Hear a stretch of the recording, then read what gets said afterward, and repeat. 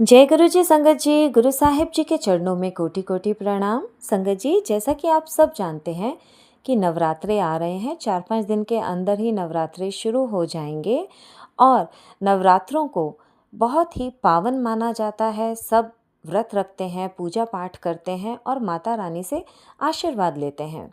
संगत जी, इन्हीं नवरात्रों से रिलेटेड गुरु साहिब जी का एक अद्भुत सत्संग है जो आज इस वीडियो में मैं आपके साथ शेयर कर रही हूँ। संगत जी, ये सत्संग गुरमीत सिंह अंकल हैं, उन्होंने शेयर किया है। अंकल ने ये बताया कि वो अपनी वाइफ के साथ जब भी बड़े मंदिर जाते हैं तो अपने साथ किसी न किसी को ज़रूर लेकर जाने की कोशिश करते थे, क्योंकि उनकी गाड़ी की पीछे वाली सीट खाली होती थी। तब नवरात्रे चल रहे थे और उनके साथ एक आंटी गई मंदिर, और अंकल ने उन्हें बड़े मंदिर के बारे में सब बताना शुरू किया कि कैसे वहाँ दर्शन होते हैं, कैसे लंगर प्रसाद मिलता है, कैसे चाय प्रसाद मिलता है और सबकी क्या महिमा है। अंकल सब उनको बता रहे थे। तो वो आंटी ने कहा कि आप कुछ भी बोलो, मैं तो वहाँ लंगर नहीं करूँगी क्योंकि मेरा व्रत है नवरात्रि का। तब अंकल ने आंटी को एक सत्संग सुनाया जो गुरु साहिब जी के टाइम का सत्संग है। नवरात्रों में एक दिन गुरु साहिब जी का जब दरबार लगा हुआ था, तब एक आंटी आई। उन्होंने नवरात्रि का व्रत रखा हुआ था। गुरु साहिब जी ने उन्हें लंगर छकने के लिए कहा तो आंटी ने लंगर नहीं छका। तब गुरुजी उनके अंदर जो संशय चल रहा था, जो विचार चल रहे थे, वो समझ गए, क्योंकि आंटी के मन में चल रहा था कि मैंने तो नवरात्रे का व्रत रखा हुआ है और नवरात्रों में तो प्याज लहसुन बिल्कुल नहीं खाते हैं, और गुरु साहिब जी के लंगर में तो प्याज लहसुन का कोई वहम होता नहीं है, तो मैं ये लंगर कैसे खा सकती हूँ। तो आंटी ने लंगर नहीं छका। और गुरुजी तो हमारे जानी जान है, वो समझ गए कि उनके मन के अंदर क्या चल रहा है। उन्होंने उन्हें उठाया, कहा कि किचन में जाकर कुछ लेकर आओ। किसी बहाने से उन्होंने रसोई में भेजा आंटी को, जहाँ लंगर बन रहा था। और आंटी जब वहाँ पर किचन में गई, तब वो देखकर हैरान हो गई कि वहाँ पर लंगर खुद 9 देवियाँ बना रही थी।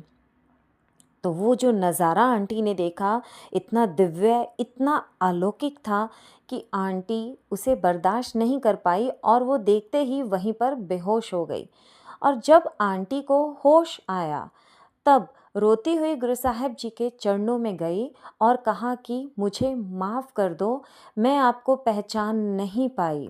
संगत जी, तब उन्होंने वहाँ बैठकर बहुत ही प्रेम और बहुत ही श्रद्धा से गुरु साहिब जी का लंगर छका। तो ये सारी जो बात थी, गुरमीत अंकल ने उन आंटी को बताई, जिन्हें वो अपने साथ बड़े मंदिर लेकर जा रहे थे। उन्होंने भी सुनी बड़े आराम से, लेकिन तब भी उन्होंने बाद में एक ही बात कही कि नहीं, आप कुछ भी बोलते रहो, मैं तो लंगर नहीं खाऊंगी। उसके बाद वो लोग जब बड़े मंदिर पहुँचे, वहाँ पहुँचकर सबने दर्शन किया।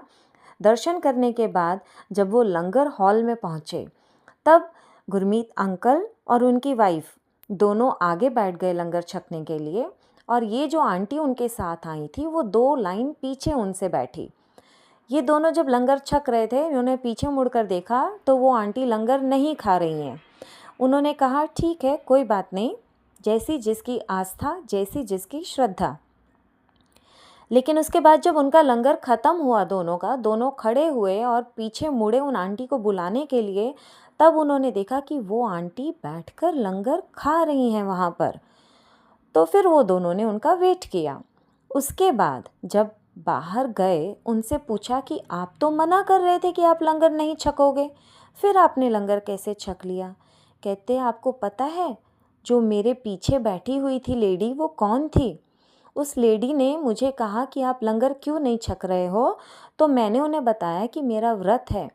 तब उस लेडी ने मुझे वो ही सत्संग सुनाया जो आपने मुझे रास्ते में सुनाया था। और पूरा सत्संग सुनाने के बाद उन्होंने मुझे क्या बोला, उन्होंने मुझे ये बताया कि मैं वही लेडी हूँ जो गुरु साहिब जी के सामने उस दिन बैठी थी, जिसे गुरु साहिब जी ने खुद 9 देवियों के दर्शन करवाए थे। और जब मैंने उनके मुंह से ये बात सुनी, तब मैंने तुरंत लंगर की थाली अपने हाथ में ली और साहिब का शुक्राना किया और मैंने वो लंगर बहुत ही प्रेम से छका।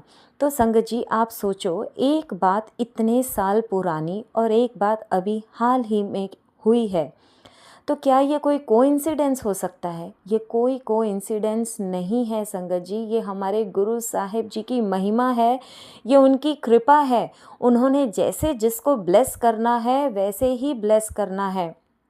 संगत जी, अगर हम अपने आप को अपने गुरु साहिब जी की शरण में मानते हैं, हम अपने आप को उनकी संगत कहते हैं, तो हमें अपने मालिक की कही हुई हर बात पर चलना है, उनके वचनों का पालन करना है, किसी चीज़ में कोई वहम, कोई नियम नहीं रखना है, क्योंकि हमारे साहिब जी तो हमें इन वहमों से, इन नियमों से निकालने आए थे। तो फिर हम कैसे उन सब चीज़ों के लिए वहम कर सकते हैं जो मालिक हमें जिनसे निकालने आए हैं, हमें निकाल कर गए हैं। तो संगत जी, सबकी अपनी आस्था होती है, सबकी अपनी श्रद्धा है, जिसको जैसे अच्छा लगता है, जिसको जैसे शांति मिलती है वो वैसे करता है। पर अगर हम गुरु साहिब जी की संगत है तो सिर्फ एक चीज़ याद रखनी है कि हमें अपने मन में कभी भी कोई वहम नहीं रखना है, अपने मालिक के बताए रास्ते पर चलना है। और गुरु साहिब जी जो महाप्रसाद हमें बख्श कर गए हैं, साहिब जी का चाय प्रसाद, साहिब जी का लंगर प्रसाद, साहिब जी का जल प्रसाद, ये सब महाप्रसाद हैं। इस धरती पर हमें अगर ये नसीब हो रहा है तो हम बहुत किस्मत वाले हैं, हम बहुत ब्लेस्ड हैं कि गुरु महाराज ने हमें चुना है अपनी ये ब्लेसिंग्स देने के लिए।